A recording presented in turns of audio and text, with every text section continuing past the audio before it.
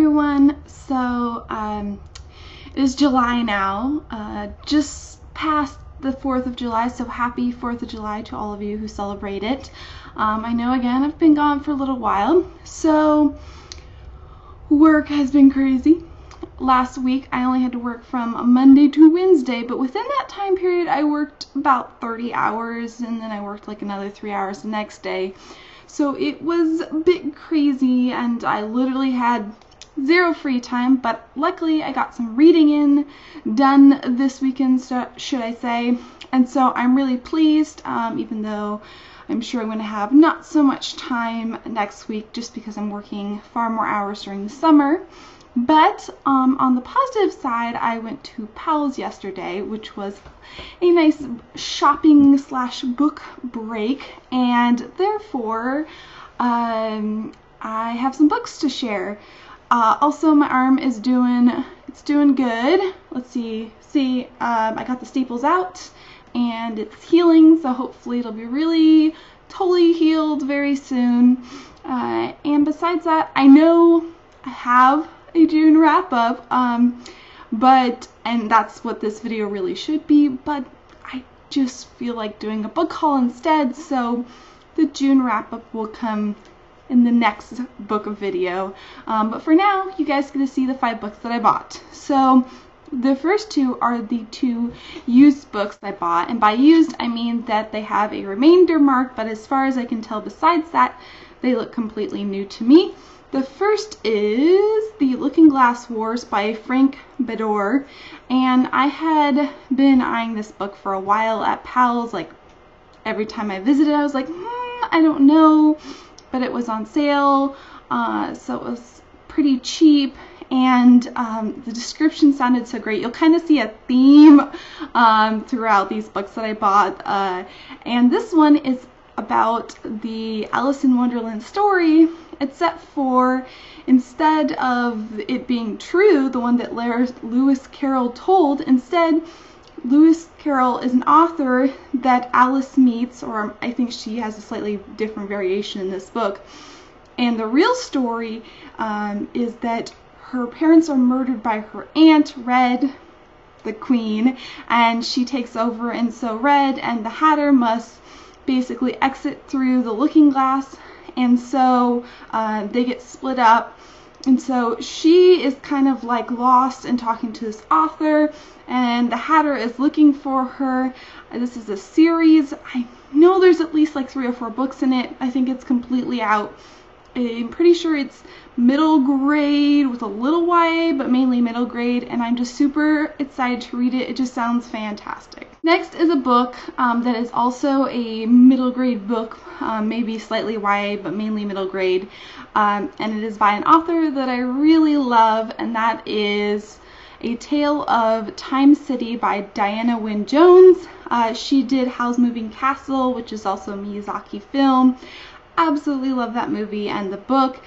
She mainly does children's middle grade books, and they are just so, like, it's like sitting next to a nice warm fireplace on a cold day and drinking like hot tea or hot chocolate. It's just so wonderful. They always have good morals. It's always interesting, and I just always feel good reading them. So this book is set in, I think, 1920s, 1910. I have a couple books set in this time period that I purchased, and this girl lives in a normal world, but apparently there is another, not a different reality, but there's a place outside of time called Time City where it was created a long time ago, and they monitor history to make sure it goes okay, but things are going really badly. So these 2 boys think that this girl is going to be the person that will fix it all, so they kidnap her, and it turns out she's not the right girl. So I am really interested to read it, and I hope it's just as good as all of her other books. Alright, so the rest of these books are new. The first 2 are adult books, and the last one is a new YA release. These next 2 books I've been eyeing for a long while. So the first one is Night Film by Marisha Pessl. I don't think I said the name correct. This book I have just wanted and wanted. I really love the hard hardcover like cover, but it's so pricey, so I got this one. And it is a book that's kind of compared with A Girl with a Dragon Tattoo, and I love that series and that book. And it's about the daughter of a famous kind of eclectic filmmaker or cult film. He's a very popular filmmaker, and she's like beautiful and very famous, and she's murdered, and this experienced detective goes around trying to figure out what has happened. There's some articles, newspaper clippings, that sort of thing in here, and it's just supposed to be fantastic. I just can't wait to read it, and I'm hoping it's just superb. Next is another book I've been waiting to read, and that is Life After Life by Kate Atkinson. I can't say that name either. This is about a woman who is born, I think, in like 1910, 1920 again, around the wars, and she basically dies just time after time again. When she's born, she dies, she comes back to life again, and it's just about her life, and like she can make dramatic changes if she can only live, and what happens. It's supposed to be really good. Gillian Flynn, the author of Gone Girl, like blurbed it on the back, absolutely loved it, thought it was one of her favorite books this century, and I just hope I love it. And finally, a book that is kind of a cover buy, but I also love the sound of the story. I first saw it on Reagan's channel, Proust Project, and it just looks so cool. And that is The Glass Sentence by S.E. Grove. This book is so cool. So this is like a papery material. I'm sure you guys saw this on her channel, but I'm just going to do it anyways. Papery material. And underneath is this awesome, like, sleek cover. This is a YA middle grade story. I'm not sure which way it leans.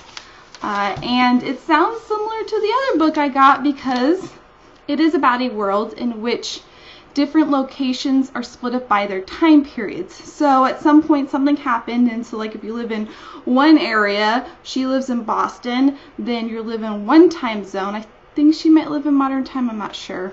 And then if you live in another area, you could live hundreds and hundreds or thousands of years in a different time zone. And so map makers are really valuable, and her parents go on a journey and they disappear, so she lives with her uncle, and her uncle then is kidnapped, and she holds the secret to finding him, and she also has something really valuable of his that he put into her safekeeping, and so she goes on a journey to find her uncle, and I think she goes with this boy, like, or young man, whatever, and it just sounds so wonderful. So these are all of the books that I got at Pals. I also got this fantastic bag for $1. I know, I can't resist a Pals bag. That is it. I hope you guys enjoyed this haul. So I kind of skipped a whole bunch of books I haven't hauled yet. I will haul those books. I just really wanted to haul these books, and so I did. I hope you enjoyed it. If you are interested in these books or you've read them, please comment down below, and I hope you guys are having a fabulous weekend, and I will talk to you later. Bye!